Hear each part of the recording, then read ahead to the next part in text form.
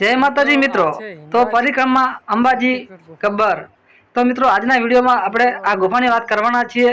तो मित्रों आ अंबाजी गब्बर गब्बर ऊपर मित्रों आ गुफा आवेली छे जे हिंगलाज मानी गुफा कहेवामां आवे छे मित्रों।